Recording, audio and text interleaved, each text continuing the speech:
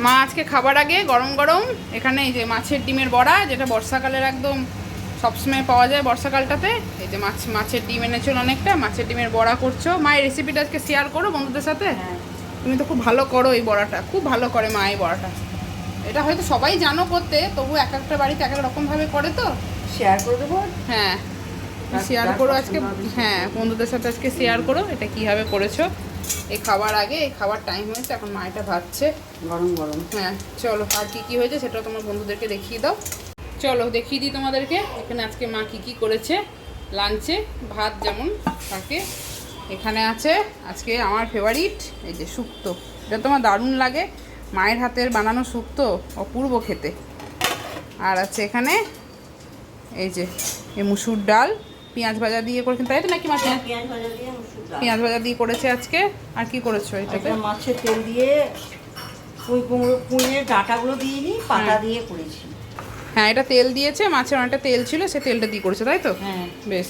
আর এখানে কি আছে? এটা রাত্রির জন্য। এটা রাত্রের জন্য ডিমের ঝোল। আর দিনে যেহেতু মাছের ডিমের বড়া আছে সেই জন্য আর কিছু করেনি, এই দুটো তরকারি আর মাছের ডিমের বড়া, তাই তো? হ্যাঁ আবার ঠিক আছে চল, এই যে বড়া চলছে মায়ের। আর আছে এখানে এই যে আম, ফজলি আম কেরম করে খোসা ছাড়িয়ে পিস পিস করে রেখেছে, এটা আজকে খাওয়া হবে। এখানে মা গোবিন্দভোগ চালের পায়েস বানিয়েছে, বেশি করে কাজু কিশমিশ দিয়ে মাখা মাখা করে। এবার চলো তোমাদের সাথে মা কী করে মাছের ডিমে বড়াটা বানায় সেটাই তোমাদের সাথে শেয়ার করি।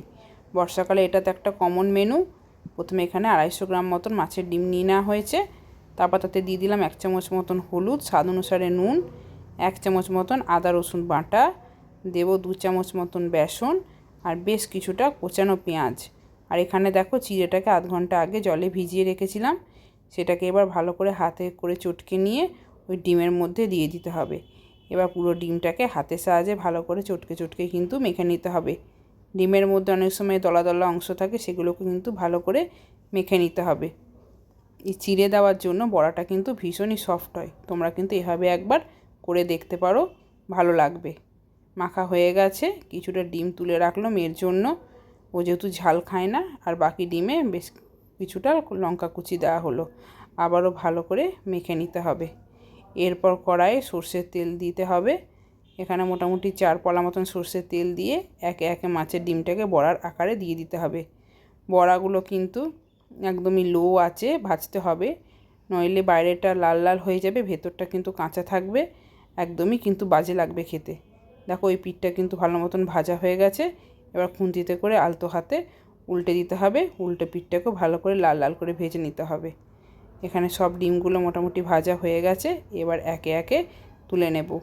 গরম ভাতে এই মাছের ডিমের বড়া খেতে কিন্তু দারুণ লাগে।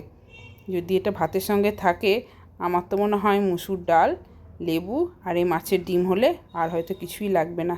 কেমন লাগলো জানিও। খেয়ে নে দেখ।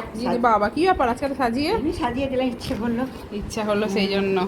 বাহ দারুণ, এর সাজিয়ে গুজিয়ে দিলে খেতেও ভালো লাগে। মা ছাড়া কে করবে বলো? আমি পায়েসটা বানিয়েছি, বিকেলে খাবে, এখন খেয়ে দেখ। দাও দেখি, একটু খেয়ে দেখি। এই দেখো চামচ দিই দাঁড়া। নিজে নিজেই সাজিয়েছে, নিয়ে দেখছি এসে দিয়েছে। মা আছে বলে এত সাজিয়ে গুছিয়ে খেতে দেয়, তাই না? চলো খাওয়া শুরু করি। এই যে এরম গরম গরম মাছের ডিমের বড়া কার কার ভাল লাগে? আমাদের তো দারুণ লাগে খেতে। করেছে আজকে মা অনেক রকমই, তবু এই বড়া থাকলে আর কিছু লাগে না সেরকম। ডাল দিয়ে বড়া দিয়ে আর লেবু দিয়ে যদি খাওয়া যায় দারুণ। দাঁড়াও মা এবার খেতে বসবে, তোমাদের দেখাচ্ছি। চলো প্রথমে একটু শুক্তো দিয়ে খাই। শুক্তো তো আমার খেতে খুবই ভালো লাগে।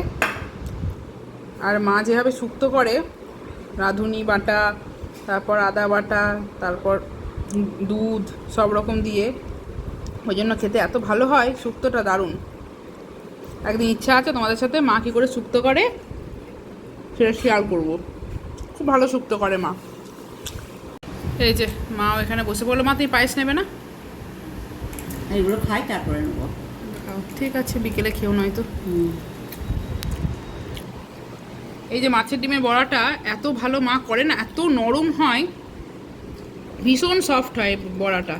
আর যে হয় না যে মাছের ডিমে যেটা ড্রাই ড্রাই ভাব, সেটাও কিন্তু বড়ার মধ্যে থাকে না, এত সুন্দর মা এটা করে। মাছে তোমাদের সাথে রেসিপিটা শেয়ার করেছি, পারলে এইভাবে একবার করে দেখো, খুবই ভালো হয় খেতে। তাই তো নাকি মা? চিড়ে দেওয়ার জন্য আরো নরম। চিড়ে দেওয়ার জন্য বেশি মেন নরম হয়, খেতেও ভালো লাগে। এই যে খাওয়া হয়ে গেছে শুক্তো দিয়ে। মা একটু ভাত দাও না, এত ভালো হয়েছে শুক্তোটা আজকে, ওটা দিয়ে মোটামুটি ভাত অনেকটা খেয়ে নিলাম। অল্প করে কতটা নিবি? দাও, অল্প করে দাও, ব্যাস ব্যাস আর দিও না, আর দিও না। এই বড়াটা দিয়ে খাবো। ডালটা নে, ডাল নেবো না ভাবছি, একটু নে। আর লেবু নিলাম অবশ্য। ডাল দিয়ে একটু খাই। আর এই পুঁই কুমড়োর একটা তরকারি করেছে মাছের তেল দিয়ে, ওটা দিয়ে খাই। চলো খাওয়া হয়ে গেছে, পায়েসটা খাই। অনেক থেকে পায়েস খেতে ইচ্ছা করছিল, সেই জন্মদিন ছাড়া তো আমাদের পায়েস বলতে পারো হয়ই না এখন আর। জন্মদিন হলে তবে পায়েস হয়। যে চালের যেমন হয় গোবিন্দভোগ চালের পায়েস, কাজু কিশমিশ দিয়ে দারুণ হয়েছে খেতে। এরকম মাখা মাখা ক্ষীর ক্ষীর পায়েস খেতে দারুণ লাগে। কার কার ভাল লাগে জানিও। জাদুকার থাকছে না। এই যে চলে এসছে বদমাইশটা, থাকতে চাইছে না, খেতে দেবে না আমাদেরকে শান্তি করে। এই যে আমরা এখানে খাচ্ছি, ওর মন পড়ে আছে এইখানে, ঘরে নিয়ে গেল বাবা, ওকেও থাকবে না। মা তুমি একটু পায়েসটা খেয়ে দেখো, ভালো হয়েছে। ঠিক আছে। ঠিক আছে, আর এক চামচ খেয়ে নিচ্ছি। ঠিক আছে চলো, পরে আবার দেখা হবে।